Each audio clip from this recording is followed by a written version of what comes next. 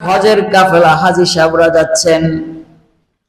ও দুস্থ হাবা, খুব খেয়াল করি আমি যে কাজটা করতেছি প্রতি মুহূর্তটাই আমার হয়তো জান্নাত প্রস্তুত হচ্ছে, না হয় জাহান্নাম প্রস্তুত হচ্ছে। হজের কাফেলা আল্লাহর ঘরে যাচ্ছেন। একজন হাজী সাহেব আল্লাহর ঘরকে দেখার জন্য যখন ঘর থেকে বের হয়, আল্লাহ তাআলা তাকে মাফ করে দেন। আল্লাহর রাসূল বলছেন, হজের বদলা হলো জান্নাত, জান্নাত ছাড়া আর কিছু নয়। আল হাজ্জুল মাবরুর লাইসা লাহু জাযাউন ইল্লাল জান্নাহ, যে মাবরুর হজের বদলা হলো আল্লাহ রাব্বুল আলামিনের জান্নাত।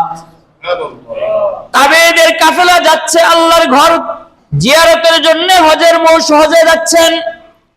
এমত অবস্থায় পথিমধ্যে একজন আল্লাহর হাজী সাহেব ইন্তেকাল করেছেন।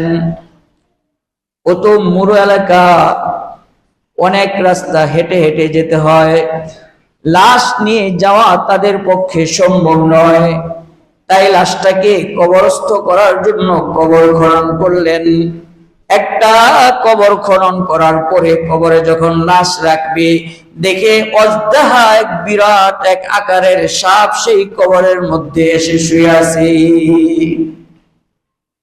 ও দোস্ত হাবাব, ওই কবরকে ছেড়ে দিয়ে আরেকটু সামনে অগ্রসর হয়ে আরেকটি কবর খনন করলেন।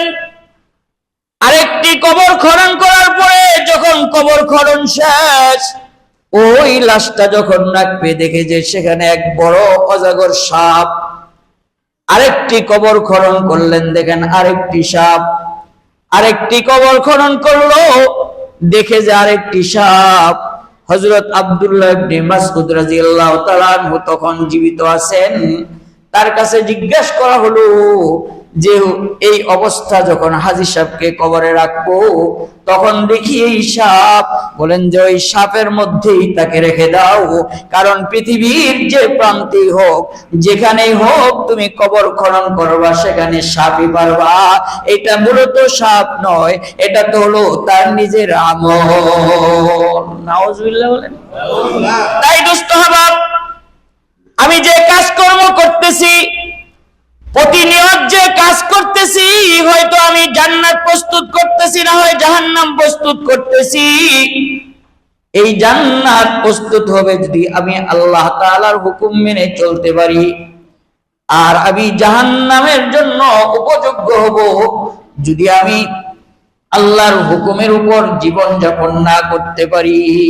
কি বলেন, ঠিক কিনা? তাই আল্লাহ রাব্বুল আলামিন দুনিয়াটা পরীক্ষার ক্ষেত্র বানিয়েছেন। পরীক্ষার মধ্যে দেখতে চান যে কে ভালো কাজ করে। এবার বলেন তো, একজন মুমিন মুসলমানের জন্য সবচেয়ে ভালো কাজ ঈমানের পরে কি? নামাজ। কি জোরে বলেন? কি আরো জোরে বলেন? কি নামাজ। আল্লাহ রাব্বুল আলামিনের হুকুম। প্রিয় দোস্ত হাবাব, আল্লাহ রাব্বুল আলামিন আমাদেরকে এত মুহাব্বত করে, এত সুন্দর অবয়ব দিয়ে, এত সুঠাম গঠন দিয়ে আল্লাহ তাআলা সৃষ্টি করেছেন। এই জন্য নয়, আল্লাহ কেমন মুহাব্বত করেন। পিয়ারা নবী সাল্লাল্লাহু আলাইহি ওয়াসাল্লাম এক যুদ্ধক্ষেত্র থেকে আসতেছিলেন, পথিমধ্যে তিনি অবস্থান করেছেন। কেউ হয়তো এক জায়গায় শুয়ে আছে, রাসূল কারীম সাল্লাল্লাহু আলাইহি ওয়াসাল্লাম তাঁবু টানাইছেন, শুয়ে আছেন, দেখেছে পাশেই একটা মহিলা রান্না করতেছে। আগেকারের রান্না তো আমাদের এই বর্তমান ডিজিটাল যুগের রান্না চুলা ছিল না। কি বলেন, ঠিক কিনা? তিনটা ইট দিয়া সেখানে নিচে লাকড়ি দিয়া রান্না করতো, যা আমরা দেখছি। এখন না অনেক কিছু হয়েছে। ওই মহিলার একটা সন্তান ছিল। ওই মহিলা চুলা দিয়ে চুলার মধ্যে সে পাকাচ্ছে। তার একটা ছোট্ট বাচ্চা ছিল। বারবার সে চুলার কাছে আসে। মহিলাটা ওই বাচ্চাটাকে বারবার নিয়ে অনেক দূরে রেখে আসে। আবার সে ওই চুলার কাছে আসে। চুলার কাছে আসতেই ওই মহিলাটা আবার তাকে দূরে নিয়ে রেখে আসে। এই জন্য রাখে যে আমি যে চুলায় আগুন জ্বালাচ্ছি আমার সন্তানের উপর যেন চুলার কোনো আগুনের কোনো স্পর্শ না লাগে, আমার এই আগুনের দ্বারা যেন তার ক্ষতি না হয়।